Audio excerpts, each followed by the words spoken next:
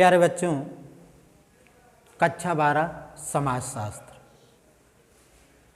इसमें जैसा कि जो आपका कोर्स है 33% यूपी बोर्ड के द्वारा कटौती के पश्चात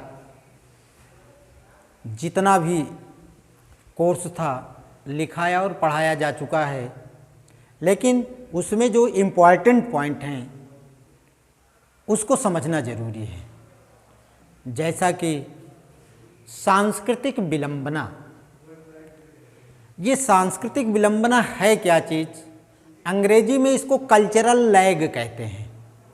कल्चरल लैग यानी सांस्कृतिक विलंबना क्या है, इसके पहले आपको यह जानना जरूरी है कि भौतिक संस्कृति क्या है। भौतिक संस्कृति,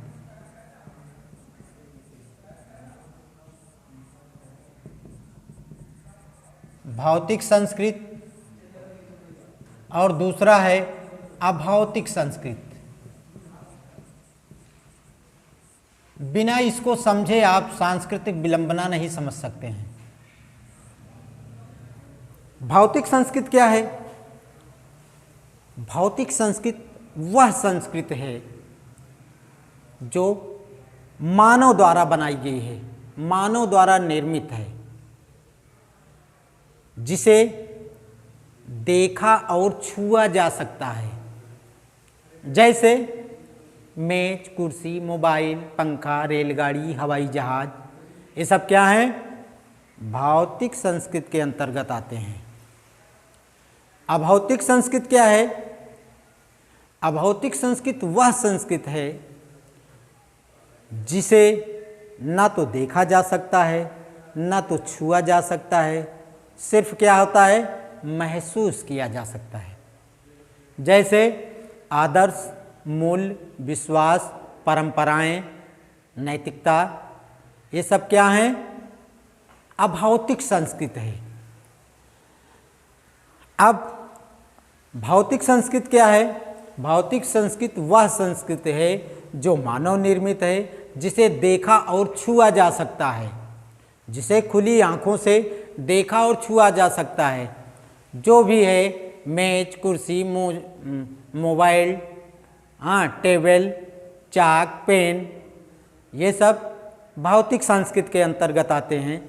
अभौतिक संस्कृति वह संस्कृति है जिसे आप न तो देख सकते हैं न तो छू सकते हैं, सिर्फ महसूस कर सकते हैं। जैसे आदर्श, मूल्य, विश्वास, परंपराएं, प्रथाएं, जनरीतियाँ, ये सब अभौतिक संस्कृति हैं। अब सांस्कृतिक विलंबना है क्या? देखिए, सांस्कृतिक विलंबना के लिए एम.एन. श्रीनिवास ने जो तर्क दिया है वह है क्या? तो एम.एन. श्रीनिवास ने, एम.एन. श्रीनिवास की ही अवधारणा सांस्कृतिक विलंबना है। क्वेश्चन पूछता है, कभी कभी बोर्ड में क्वेश्चन पूछता है कि सांस्कृतिक विलंबना किसकी अवधारणा है, तो आपको मालूम होना चाहिए कि सांस्कृतिक विलंबना एम.एन. श्रीनिवास की अवधारणा है। एम.एन. श्रीनिवास ने इसे बहुत अच्छी तरह से समझाने का प्रयास किया है। तो सांस्कृतिक विलंबना किसे कहते हैं, कल्चरल लैग किसे कहते हैं?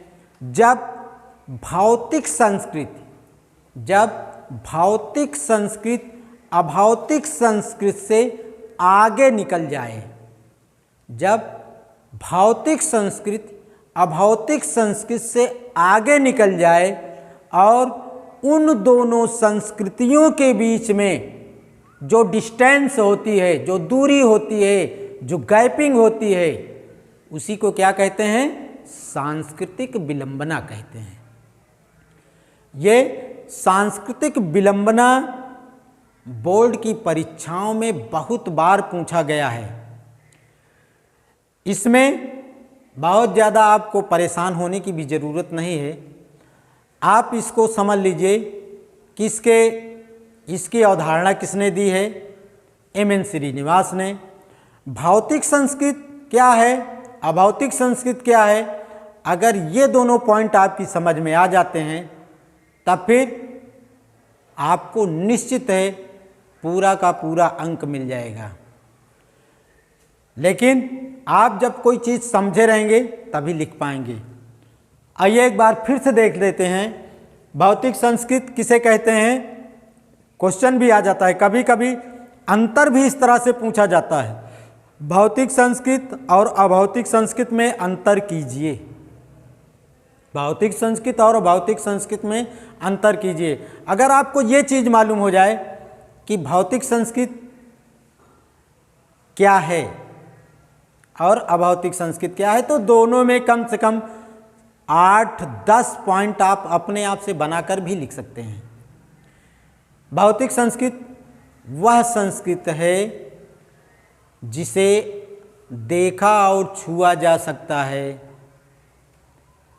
अभौतिक संस्कृत वह संस्कृत है जिसे देखा और छुआ नहीं जा सकता, सिर्फ महसूस किया जा सकता है। तो इसमें भी अंतर आप लिखना चाहें तो अच्छे ढंग से लिख सकते हैं। मैं आपको एक एक पॉइंट बताऊंगा, इसमें आप इसको समझते चलें। जहां ना समझ में आए आप विद्यालय आकर के संपर्क स्थापित कीजिए और इसका कलेक्शन आप करते चलिए। मैं प्रतिदिन आपको इम्पॉर्टेंट पॉइंट इस तरह से बताता रहूँगा। आप ध्यान से इस वीडियो को देखते रहें। जहाँ भी कोई प्रॉब्लम हो आप विद्यालय आकर के उसका समाधान कर सकते हैं। धन्यवाद।